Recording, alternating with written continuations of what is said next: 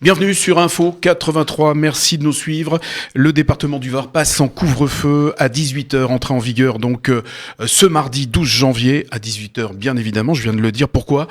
Parce que le taux d'incidence dans le département du Var a largement franchi le seuil des 200 pour 100 000 habitants. Donc le taux de positivité reste élevé et la pression sur les hôpitaux est forte. Pour en parler, notre députée préférée, je dirais même nationale, en tout cas très active sur le plan départemental, mais également, eh bien, on vous voit beaucoup dans les télévisions. C'est Valérie Gomez-Bassac. Bonjour Valérie. Bonjour Monsieur Daven. Je vais vous présenter mes vœux pour cette nouvelle année, des vœux que moi j'avais placés sous le signe de l'espoir, au 31 à minuit, au 1er janvier donc à 0h, 1 minute, parce qu'il y a le vaccin. Mais on parle de couvre-feu à 18h, ça y est, c'est acté. On parle peut-être de reconfinement. Finalement, l'espoir n'est pas le vaccin. Si, Ou le vaccin n'est pas l'espoir. L'espoir est le vaccin, parce que le vaccin sera la seule solution à la sortie de cette crise sanitaire, il n'y en a pas d'autre. Donc je crois qu'on se doit l'honnêteté, la vérité vis-à-vis des citoyens. Il faut un certain temps pour vacciner toute une population. Et c'est vrai que ça met du temps. Donc, est-ce qu'on peut nous dire qu'on est parti peut-être un peu trop doucement ? Aujourd'hui, ça s'accélère. Pourquoi doucement ? Parce que nous avons souhaité commencer par les personnes les plus fragiles, c'est-à-dire notamment dans les EHPAD. Pourquoi ? Et cela signifie recueillir les consentements. Dans les EHPAD ? Eh bien, parce que dès qu'il y a un cluster dans un EHPAD, eh bien, vous vous retrouvez avec beaucoup de décès. Et même s'il n'y a pas de cluster dans les EHPAD, vous les privez des visites de leurs proches. Donc, il nous semble essentiel de commencer à protéger les personnes les plus vulnérables. L'économie, elle n'est pas essentielle. Si, l'économie est essentielle. La France est en première place dans les États d'Europe au niveau des aides. Vous savez, si vous regardez un petit peu dans les autres États, tout le monde reconfine.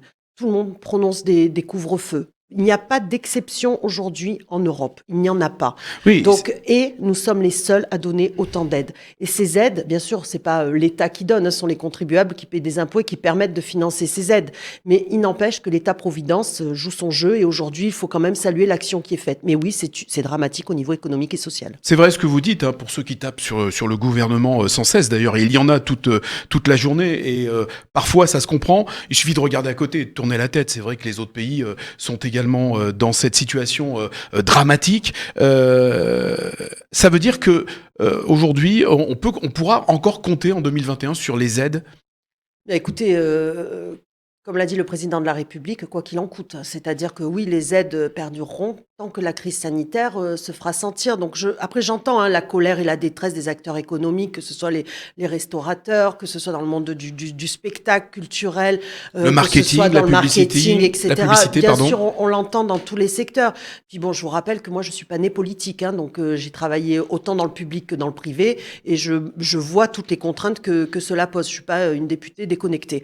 Donc je m'en rends bien compte. Mais vous savez, il faut aussi avoir conscience d'une chose, c'est que si demain, nous disons, allez, ok, nous réouvrons tout, on ne s'occupe pas du sanitaire, on réouvre tout. Est-ce que vous pensez vraiment que les personnes vont aller fréquenter leur restaurant, leur bar, comme si de rien n'était ? Les gens ont peur. Moi, samedi, j'étais en ville, et je vous assure, il n'y avait personne dans les rues. On va me citer 2-3 enseignes qui sont toujours bondées de monde, mais dans l'ensemble, il n'y a personne.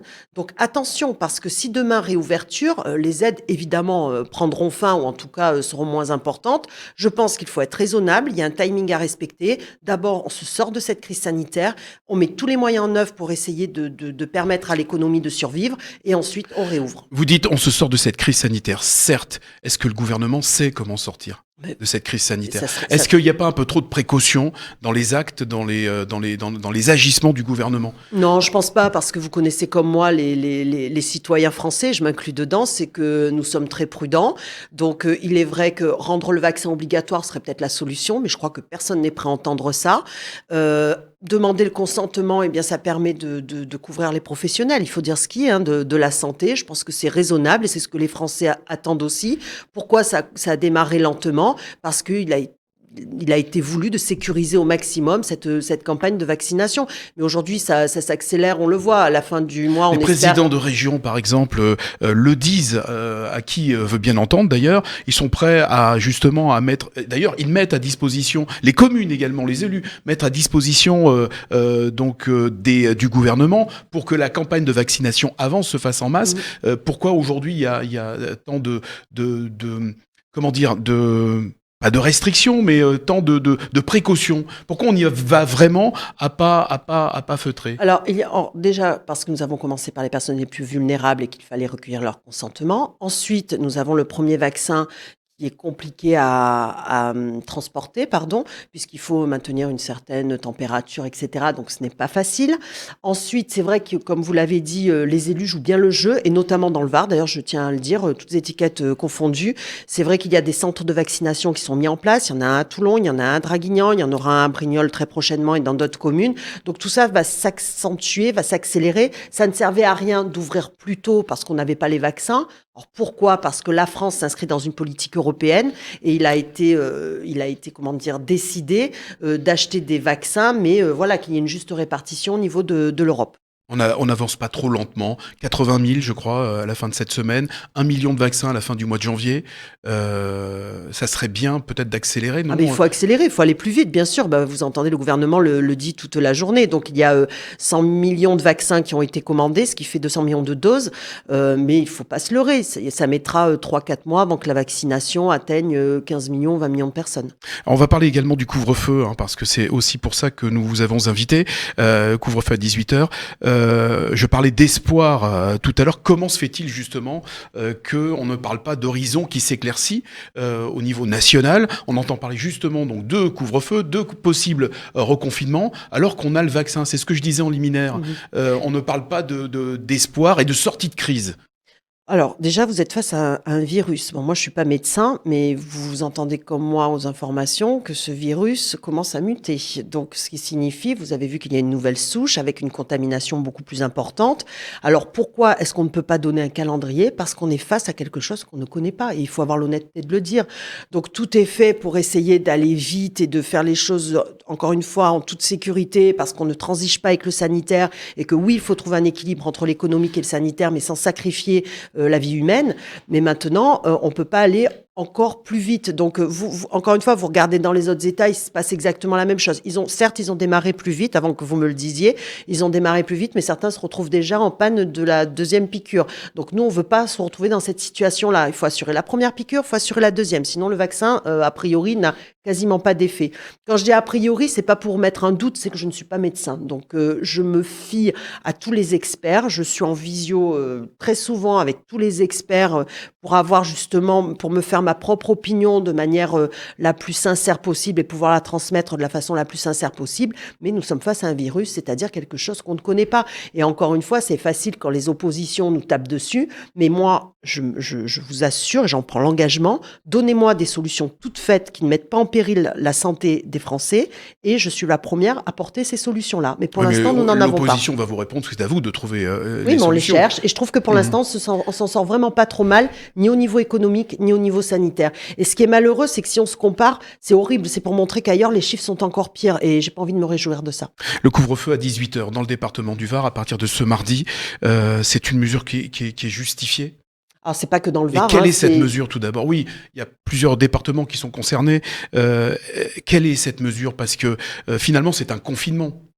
Alors, c'est un confinement, oui et non, puisqu'on permet quand même à l'activité économique de pouvoir continuer dans Mais l'activité des commerces, elle est empêchée, par exemple. C'est très difficile, mais bon, on a bien vu déjà qu'avec les confinements, les acteurs économiques, et je les en remercie, se sont adaptés avec les click and collect, avec la livraison, etc. Bon, il faut espérer qu'ils arrivent encore à sortir. Vous savez, c'est des décisions qui font pas plaisir à prendre. Vous vous doutez bien qu'autour de moi, je suis entourée de personnes commerçantes et c'est très, très compliqué. Ils vont adapter sans doute leurs horaires, mais alors pourquoi ces mesures, parce qu'encore une fois, il y a des études scientifiques qui ont été faites. Bon, moi, je suis prête à vous donner toutes les sources, à vous transmettre toutes les sources qui ont été faites et qui montrent que plus le couvre-feu est tôt, et moins il y a de circulation de citoyens, c'est-à-dire que vous n'allez pas aller boire l'apéro chez votre ami. La population ne vit plus à partir de 18h, sort du travail à 17h30, les commerces vont fermer leurs portes, mais le samedi et le dimanche, on va se retrouver avec cette masse de population concentrée. Quelle est cette décision qui a été prise? À quoi ça correspond? Je vous dis, je suis même pas sûre, parce que moi, je vois pas beaucoup de monde dans les rues le week-end. Enfin, et je pense que vous pouvez le constater comme moi. Encore une fois, le risque... Donc vous êtes en train de dire que ces commerces-là, finalement, restent ouverts, ne pourront pas prétendre aux aides, puisqu'ils sont ouverts, ils ne sont pas fermés administrativement, mais vont quand même, pas mourir, mais faire moins de chiffres, et ça sera problématique quand même. Ça sera problématique. Bon, après, ça dépend aussi du chiffre d'affaires qu'ils font, puisqu'on a quand même davantage ouvert les aides pour permettre à ceux qui tentent l'aventure de continuer, malgré tout, de ne pas se priver d'aide. Donc, c'est pas aussi simple que ça. Alors, il est vrai qu'une partie de l'opposition proposait qu'on fasse le couvre-feu et que nous confinions également le week-end. Je suis pas sûre que psychologiquement ce soit une bonne chose, parce qu'on a aussi ça, on a besoin quand même de sortir et de pas avoir cette impression de ne faire qu'aller travailler et rentrer chez soi. Encore une fois, c'est difficile pour tout le monde, mais il faut vraiment arrêter les thèses complotistes. Il faut vraiment, moi je passe beaucoup de temps sur les réseaux sociaux à répondre aux gens, où on me dit la France, un pays autoritaire. Hier, j'ai échangé avec une de mes anciennes étudiantes qui me disait oui, vous êtes autoritaire, c'est la dictature, c'est partout pareil. Encore une fois, on ne transige pas avec la santé. Justement, c'était la question que j'allais vous poser, puisque vous êtes très active. D'ailleurs, je salue effectivement l'activité que vous avez en tant que député. Quel est le retour que vous avez justement de la population? Est-ce qu'il y a des craintes? Est-ce qu'il y a des inquiétudes? Est-ce qu'il y a de l'espoir? Que vous dit-on? Bien sûr qu'il y a des craintes, bien sûr, l'incertitude évidemment, puisqu'on ne peut pas donner de date, pas par incapacité, mais parce qu'il ne faut pas donner de l'espoir si on doit encore retarder. Quel est le sentiment qui ressort alors justement dans la population? Le sentiment, c'est quand même de reconnaître que l'État fait tout pour accorder des aides. Tout le monde me dit, nous n'aimerions pas être à la place du président de la République. C'est vrai qu'il ne fait pas bon être député de la majorité. Et encore, moi, je ne fais qu'expliquer les décisions qui sont prises. Je n'ai pas à les prendre, les décisions. Donc, je dirais que ma place est plus facile. Il faut avoir le courage de les prendre. Et je pense que la majorité, le gouvernement, les prend et a le courage de les assumer. En tout cas, moi, je les assume à leur côté en les expliquant.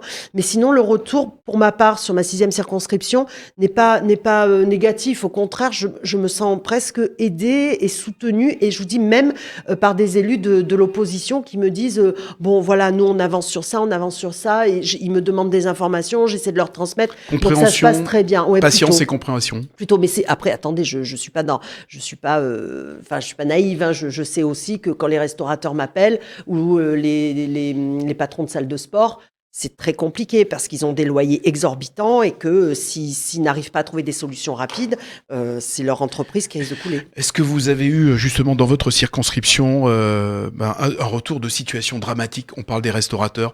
Est-ce que vous n'avez que ça ou est-ce que les aides, finalement, arrivent à maintenir ces personnes dans une survie, on va dire, C'est un peu dur de faire des généralités. Ceux qui avaient un peu de trésorerie avec les aides, ils s'en sortent. Bon, il ne faudrait pas que ça dure encore un an, mais ils s'en sortent. Donc là, je parle des restaurateurs. Je vois sur le littoral, j'en connais beaucoup qui me disent, bon, avec les aides, ça va, on s'en sort, mais bon, on gagne pas d'argent, mais on arrivera à tenir. Ensuite, vous avez dans certaines communes des agents économiques qui venaient juste d'ouvrir leurs affaires ou qui avaient une trésorerie plus fragile, où là, c'est compliqué. Bon, il y a des communes comme Saint-Maximin qui ont encouragé des associations à créer aussi des fonds de solidarité pour prendre en charge les loyers des restaurateurs et des bars. Donc c'est vrai que l'État ne peut pas répondre à tout. Et il y a des initiatives comme celle-là que l'on doit saluer parce qu'elles vont permettre encore une fois, à des acteurs économiques de tenir. Mais bien sûr qu'il y a des situations dramatiques. Quand je vois un libraire qui a ouvert le 3 octobre, qui n'a le droit à aucune aide et qui subit tout ça, c'est très très compliqué. Merci Valérie Gomez-Bassac d'avoir répondu à nos questions. Couvre-feu donc à 18h dans le département du Var. Vous répondrez à une autre de nos invitations certainement et on espère que la vaccination va s'accélérer et qu'on sorte de cette crise. En tout cas, c'est ce qu'on nous souhaite pour 2021. En tout cas, je vous remercie vraiment de me donner la parole et surtout qu'il n'y ait pas de doute, le vaccin sera la seule solution et c'est la seule solution pour garder l'espoir en 2021 et je vous remercie de me permettre encore une fois de le dire. Merci Valérie Gomez-Bassac, députée du Var de la 6e circonscription. Merci de nous avoir suivis sur Info 83.